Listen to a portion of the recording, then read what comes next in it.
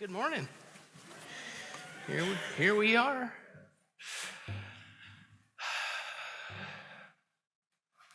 So I'm going to invite you to join me in building upon the energy that has so beautifully been created over the weekend with our teens and beautiful facilitators being here for their lock-in and for the beautiful meditation that Margie shared with us, which was very interesting because so much of what Margie included in the meditation is in my talk today, and we didn't have any conversation about that. And then there's an article in the, it's interesting, is the process for this is very organic in terms of content. And there's an article in the Law of Circulation in the Science of Mind magazine by a minister that I know very well, that if you take a look at it, I wrote this about 4 months ago, and it's exactly what I'm talking about today. So I think, isn't it interesting that you'd think I was planning this stuff, but something's planning it anyway. So I just want to, I share that with you because there's a lot of times what we need to know is right in front of us, and sometimes it's just trusting it. Yeah, somebody's really excited. That's awesome. I'm going to invite you to join me in a little bit of heart math right now and drop into the hearts. Your heart, with a feeling tone of gratitude, if possible.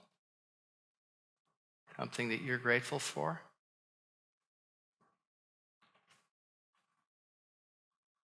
And so we know that our hearts continue to relax, to slow down, and to bask in the beauty of this moment. Because this moment is the eternal moment. Nothing to do, nothing to fix. Just marinate in the beauty of your heart, your eternal essence, the I amness of you. So let's drop into our silence.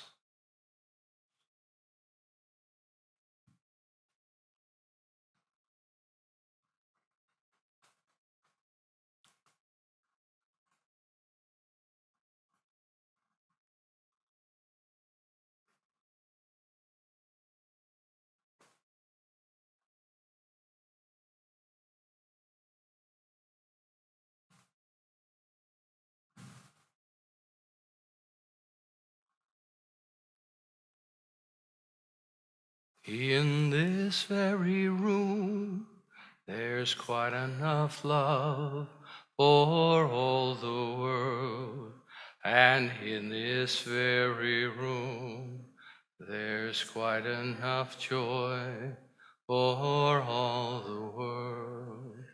And there's quite enough love and quite enough power to walk through our every fear. For Spirit, one Spirit, is in this very room, in this very room, in this very room. So what I invite you to know with me in this moment, inspired by the work of all the brilliant thinkers, world outlook changers throughout history.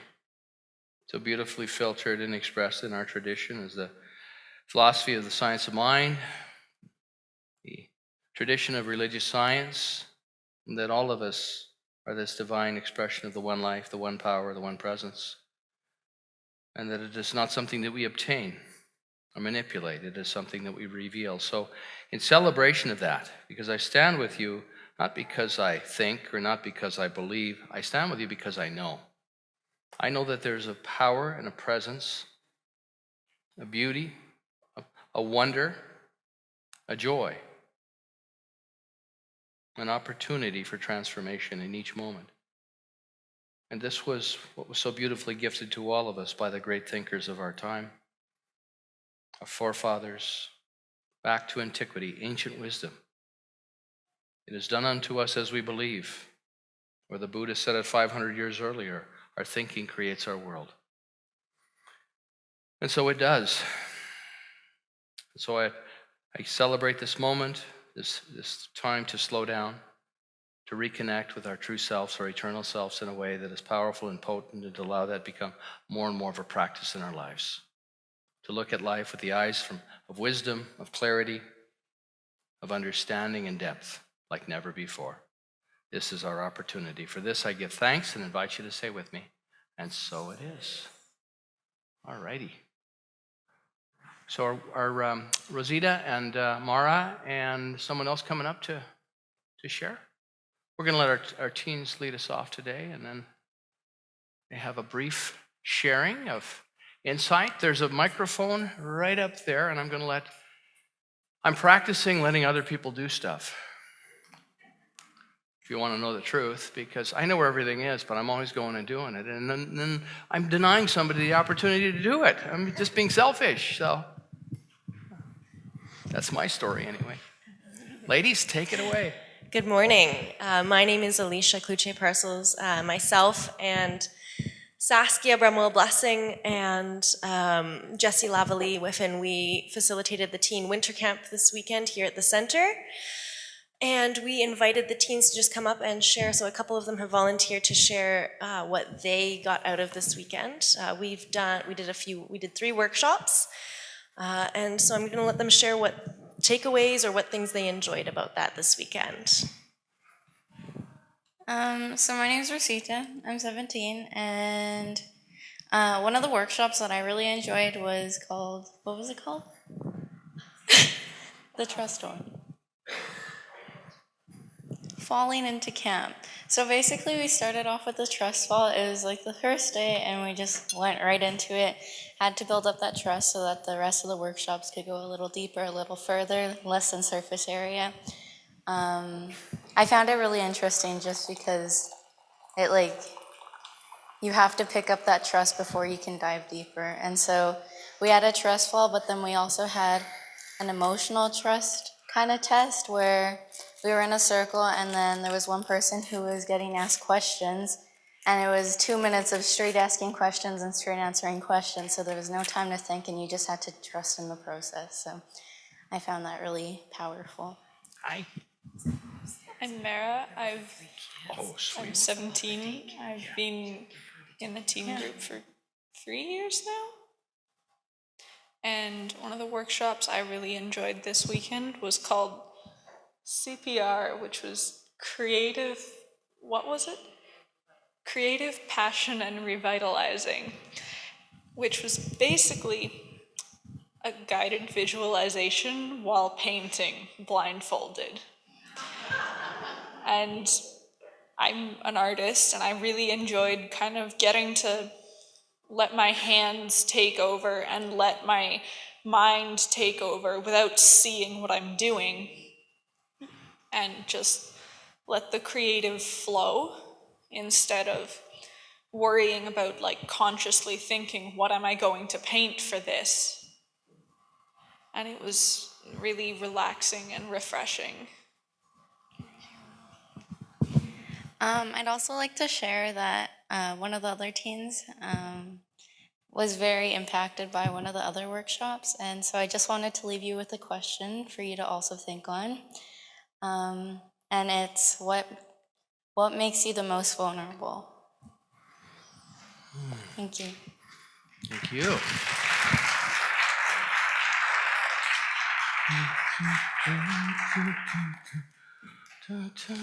Thank you, ladies, teens. What makes me the most vulnerable? I know a talk I can do about that. There we go. So life, according to Dr. Ernest Holmes, was meant to be wonderful and wonder-filled. And so someone sent me a slide. So here's what I want us to do this morning, if you're game, and you can certainly not participate. But I'd like us all to stand up and say good morning to someone that's maybe sitting next to us, saying hi, engaging that face of God that sits next to us. And you could ask this question as you say good morning. Yeah, go for it, Sue. That's Donna, Sue and Donna. So ask your partner, you could ask this question: did you know that life is meant to be wonderful and wonder-filled?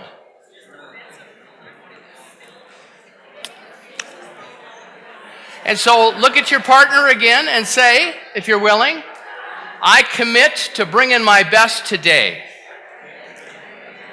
All right, sweet. And I support you in being your best. And so it is. Awesome. Thank you. So we shift the whole energy of the room in that activity. So thank you for being part of that. Because we all benefit by intentional sacred practice, and that's sacred practice to acknowledge someone. So I'm going to talk about that today. I'm going to talk about slowing down today, because the world's a busy place, and there's a lot of things going on, and we live at a time like never before. We live at a time where there's a lot of information that comes at us. There's a lot of organizations. There's a lot of systems in place that have disappointed us. It seems like every day there's something on the internet that says so-and-so is involved with what we would consider an ethical issue around payment of money to influence. Greed is a very popular activity. Has anybody noticed that? Just saw an article the other day about all the children that have been fathered by a Catholic priest. And it's quite an interesting phenomenon. I always suspected there was some of that, but I didn't realize to what extent. So it goes on and on and on. So we're in a culture, we're in a time on our planet where a lot of people don't trust anything or anyone. Why would I trust that? Even, when they say that the President of the United States has uttered, 18,000 lies since he's been in office or whatever, what defines a lie? Who's deciding? Are those true? They could be lying about that. It could be 36,000. Who knows? It could be 9,000. But the point is that this seems to be important to us, that we get this information. And while it's important, it certainly doesn't add anything to my life. It just creates more despair. And it's like, there are days when I get up and go, what's the point? What difference does it make? But then I don't get the luxury of just living there. But we do live in a world that has so much has shaken the things that we hold as sacred. So what do we do with that? And so I wanted to just show you, someone sent me this on the internet. It's one of my, I posted it, but it reflects, I think, very accurately how I feel sometimes. Be a pastor. It'll be fun, they said. But this really is, in a way, one of the unintended consequences of minister-centric ministry. And so we've been on a journey of exploring a new way to be together in community. And we're still tilling that soil. We're still inviting people to step in. And so what we're creating is a spiritual cooperative. And it's a step-by-step process. And I don't know all the steps, because I'm not given all the steps, just like you. I'm learning with you, because if I knew where we were going, maybe I wouldn't want to go. I don't know. But what I do know is the way that we've done it up till this point has created a lot of this energy for me. And I've learned to stand in it, and I've learned to run faster, and I've learned sometimes just to stop running and turn around and say, well, tell me more, and all that stuff. So that's been my journey. And so if that's my journey, that's probably some of that's your journey as well. And we have the opportunity as a community, as an awake and aware and intentional community, to decide wherever we want to go. And we know this isn't a new idea. This is an idea that goes back to antiquity. But it's so hard because we get into the busyness of life, the muchness of life, and it can just overwhelm us. They say that watching the reports that come out of Washington, D.C. now is like trying to get a drink out of a fire hydrant, It's a vast container. So I've had to learn how to monitor that, because there are times when I realize when I feel myself sliding off the rails into an emotional state or being triggered by it, I have to just shut it off, because I realize it's all going to work out.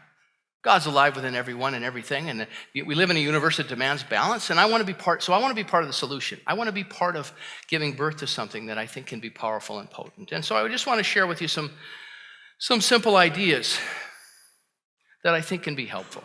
So one of the great teachers that's ever lived on the planet said this. It was written down in the Gospel of Matthew.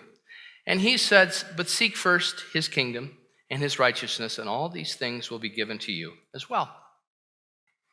And so what does that mean in the context of where that was expressed, in the environment, in the time?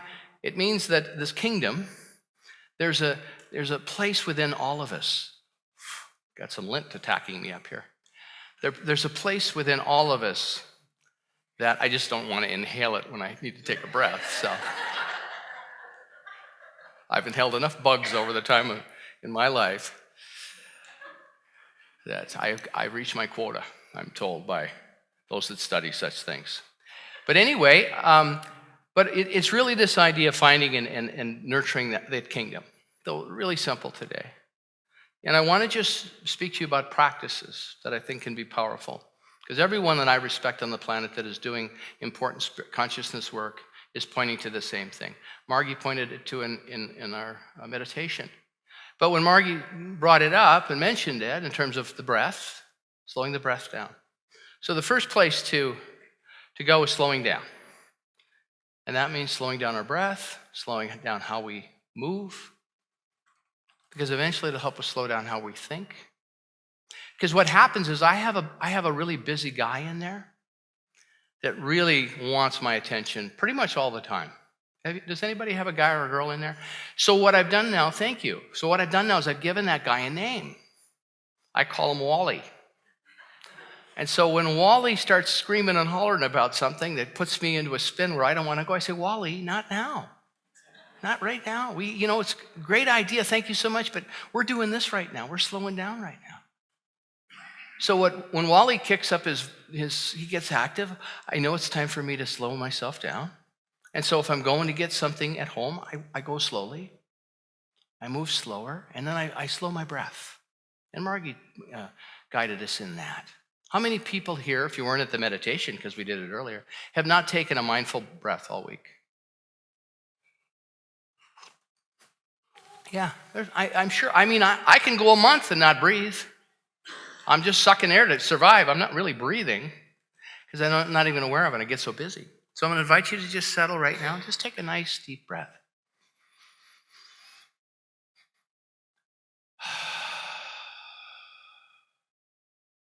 And then the next one is to take the breath and hold it for a count of 3. Take it in through your nose if possible. Nice and slow. Once your lungs are full, count 3 and let it out.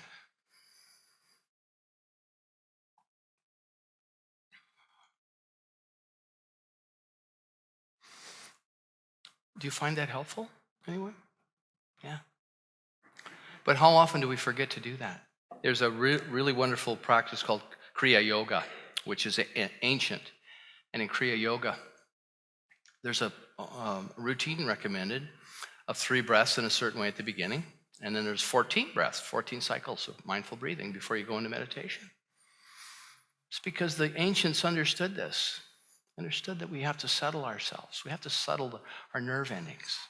It's so important because we live what I described to you earlier creates for many people stress. How do I know that? Because I look out and I look at the level of suicides that are going on. I look at the level of drug addiction, opiate problems, violence, wars.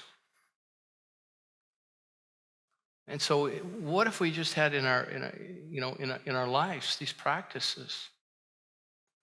And we're going to build on these practices here. So slowing down.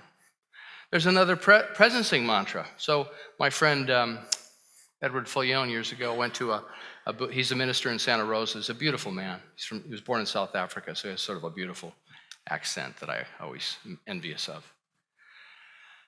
And he said that he went to a Buddhist retreat one time, and the monk said to him, your tradition, he had no clue what religious science or science of mind was, what's your mantra? And he said, oh, good question. He said, my mantra is there's one life. That life is perfect. That life is God's life, and that life is my life now. There's one life. That life is perfect. That life is God's life. That life is my life now. Would you be willing to say that with me? Let's go. There's one life. That life is perfect. That life is God's life. That life is my life now. Let's do it again. There is one life. That life is perfect. That life is God's life. And that life is my life now. And one last time with some energy now. There is one life. And that life is perfect. That life is God's life. And that life is my life now. So what I would recommend to you as you find yourself wandering, so how do we bring our best? I asked you to bring your best today. Is staying present with what's happening here to the best of your ability. Should you wander off and figure out and start thinking about what you're going to have for lunch or what do you got to do on Monday morning or whatever, because we do that. It's okay. But we can't beat ourselves up because we forget. That won't get us there. The mechanism of beating ourselves up is not effective spiritual practice. So what we can do is we can just say, hey, I forgot the agreement I made with myself to bring my best, and I'm going to be present. Why do I want you to be present? Because when your energy is fully present here, we are all blessed. It's not because you got to pay attention to me. I want you to be present with what comes alive within you. And if you know it's right, let that have its way with you. And then as it's having its way with you, it's having its way with all of us because we're all connected. So when you crack open in love, it's like, holy cow, somebody here is on fire with love. I don't know who it is, but I can feel it. There's somebody here is grounded so deeply in their connection, that kingdom within, that nothing out in the world is having any effect on them at all. And I want that. That's for me. Remember Harry Met Sally? The movie? You're probably too young. Where the woman faked the orgasm and then he was talking to another woman or somebody then, I want what she's having. You know. It's a great line, great movie. So presencing the I am, slowing down and slowing down the breathing. So important. I mean, isn't this stuff so simple? You know, I had somebody on the Facebook last week. I have a wonderful, wonderful, amazing presence in my life. I don't even know how to describe this individual, but he watches the Facebook Live. And we talked last week after service, and he said, that was brilliant. But he said, you didn't give me any time to process. He said, why don't you try slowing it down? I thought, what a great idea. Let's practice spiritual practice while we're in spiritual community. There's no emergency, but except the emergencies we create. The very law that frees us, as Dr. Holmes says, is the law that binds us by our own volition, by our own choice, many times unconsciously. Once again, not bad or wrong. It's just being willing to become aware of it and say, I don't want to do that anymore. How can I access the kingdom? Seek ye first here. It's right under our noses. How do we access that when we forget? And part of the awareness is catching ourselves saying, hey, I'm not going there anymore. I'm not going there. So, the divine plan is one of freedom. Bondage is not God ordained. Freedom is the birthright of every living soul. These right from Dr. Holmes, from New Design for Living, one of my favorite books. All of his books are my favorites. I don't have a favorite Dr. Ernest Holmes book. All instinctually feel this. We know it. We know it. And that's why we suffer sometimes when we're struggling. Because we know this isn't our true nature, and yet we're in it, and it seems like it's our pattern over and over and over again. I know. I'm in it with you. But it's not who I am, and it's not who you are. It's the experience you're having. And what we get to do as practitioners, we get to stand with someone and pray with someone until all of a sudden that energy drains. It's a shift in energy. I've had that experience over and over. I'm having the experience right now while I'm describing it to you right now. There's something moving through me right now that's just, if I float up in the air a couple feet, just pull me back down. But many times as I describe these things to people, it happened to me with Don Miguel Ruiz years ago in California. I was at one of his presentations, and a friend of mine went up to ask him a question, and I stood next to the two. And while Don Miguel was describing the experience, I was having the experience.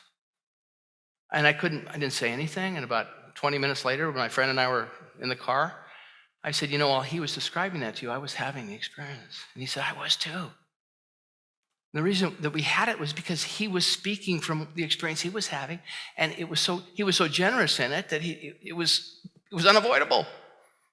I mean, this is true of the grace and the beauty. It's also true of the anger and the frustration and the rage that we can go into too.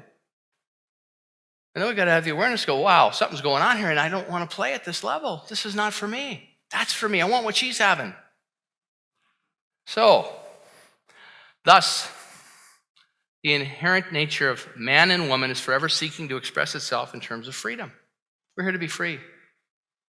Not in some, we are tripwired in this divine plan. Freedom, not freedom in that everything goes, but freedom that we can nurture and live all the time from this kingdom, from this I am presence. I mean, Eckhart Tolle has created a multi-million-dollar following talking about the power of now and the I am presence. And it's important, but he's not out describing nuclear physicists or neuroplasticity. He's just saying be present. The simplicity of what he has to offer is so beautiful. So slowing down the breath, thoughts of gratitude, feeling gratitude. Gratitude is the direct route to God. It opens the door. But if we're in that frantic state of doing and we say, oh, I'm grateful right now, maybe not. You see, because it requires the best of us in that gratitude. You know, maybe your life is just terrible right now, but it ain't over. And you're still breathing. And you were able to get here somehow. So your mind's working pretty good. Those are things to be grateful for. This is what comes to shape us and to help build resilience and depth and beauty. Because when we stand in a world that everyone's tearing their hair out like it's on fire, some of us have to be able to hold that space and say, it's just life. And you've been given freedom to create whatever you want, and you are using the law right now, even though I don't agree with it, and I refuse to join you in that. But I'm not going to condemn you or blame you. I'm simply going to realize that you weren't born in original sin. You were born in original ignorance, and it's your opportunity to wake up. And I don't control that. So if you want to be angry and if you want to spin in lack and limitation, you can, but I will not join you there because I'm on fire with a different possibility. And I've learned long ago that to show up and be in service to a higher level of service in my life is something I can give myself to, because otherwise I want to outline it. And many times what I outline doesn't become fulfilled. So I've learned, don't be so attached in prayer treatment. It's this or something better. So what wants to unfold in your life? What is seeking your attention and expression? What are you ready to wake up to? Feelings of gratitude. Gratitude is God on speed dial. Gratitude is the fragrance in the present moment. Gratitude is seeing through God's eyes. Want to know what God's thinking? Get grateful. We would do well to listen to this inner voice, Dr. Holmes says. For it tells us a life wonderful in its scope, of a love beyond our fondest dreams, of a freedom that the soul craves. Dr. Holmes knew this, wrote about it true in 1926, true today. The limitless productivity of the universe is within our reach. We would but take the trouble to reach. So presencing the I am, slowing down the breath, thoughts of gratitude, feelings of gratitude, holding life with your eyes. Because if I hold life with my eyes, it's just so lovely. So Sue, could you come and help me real quick? Because I can see that she traveled. Did you come from Red Deer today? No, I'm living here now. Oh, you're back. Welcome back. Welcome back. Your dreams are your ticket out. All right, that's our theme song here, by the way. We'll teach that next. So if I am fully present with myself, then I can be fully present with Sue. And then I can hold Sue with my eyes. And then there's a connection. And so I see the face of God in you. And I know you see it in me.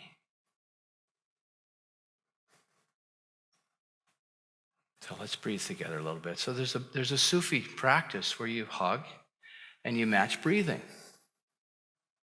So we're going to hold each other like this. And then we're going to sense the breath.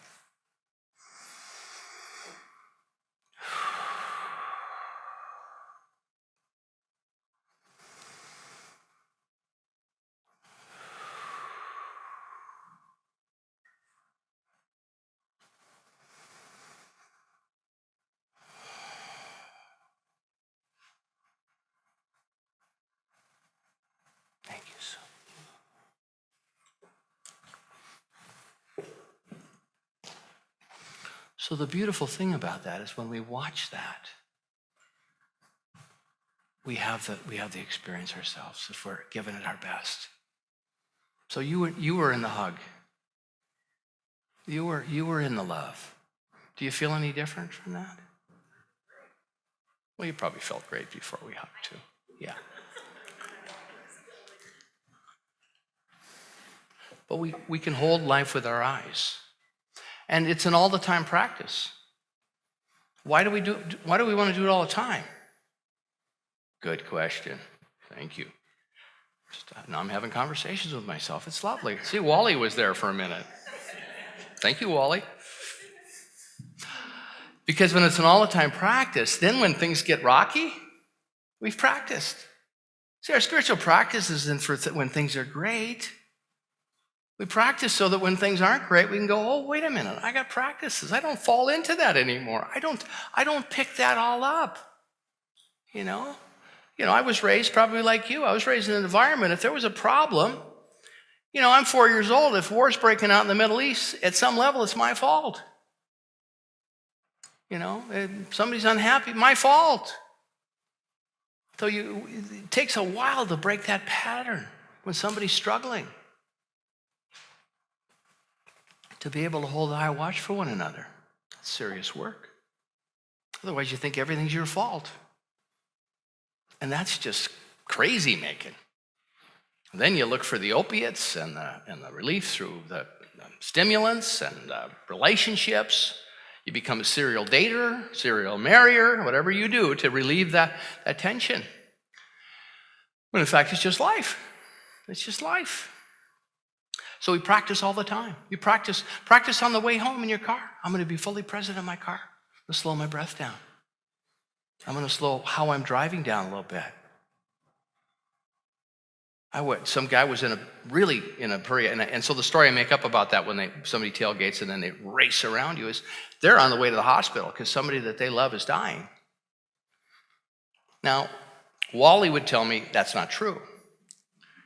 But I'm going with that story. Otherwise, I make stuff up about them that doesn't help anyone. And I'm quite honestly that I don't want to be in somebody's way that's in that big of a hurry to get somewhere. So I'm happy to get out of the way. Let me know. When I was in Los Angeles years ago when there were a lot of drive-by shootings and people were on the freeway going into rage and then they'd pull their pistols out and have a gunfight on the way home, car to car. And a friend of mine gave me a bumper sticker and it said, "Don't shoot, I'll just move over." I mean, that's how prevalent it was. That's our humanity. What goes on within people that we live in a world right now that, and I'm not saying this to trigger you, I want you to stay present in this and to hold it with me, but we live in a world where people and young people think it's okay to go into a school with a gun and kill as many people as they can. It's heartbreaking. It cracks me open every time I hear it. It's a problem.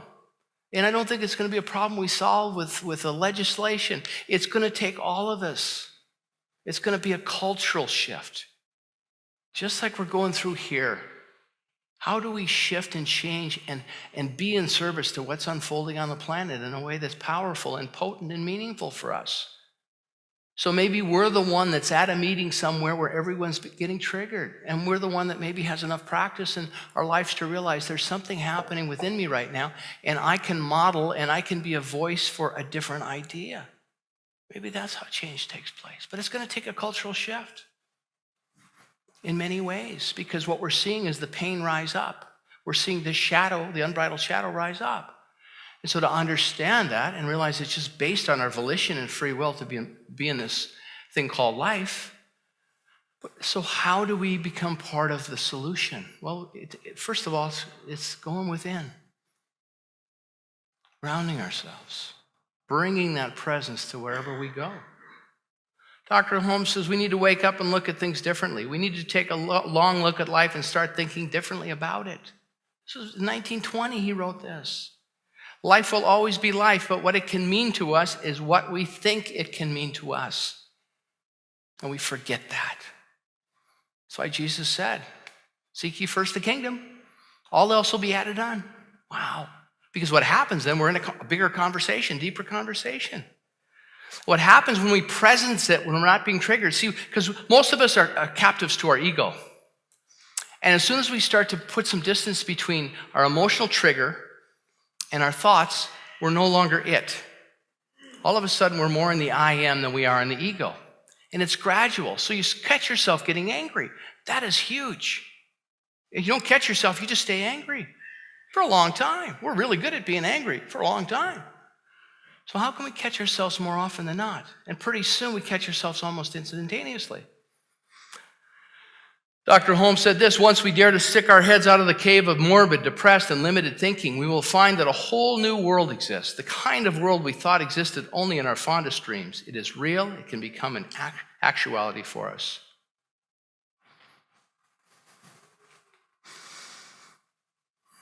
It would naturally follow that we should come to believe that something wonderful, new, and original, something continuously expansive, is happening to us all the time.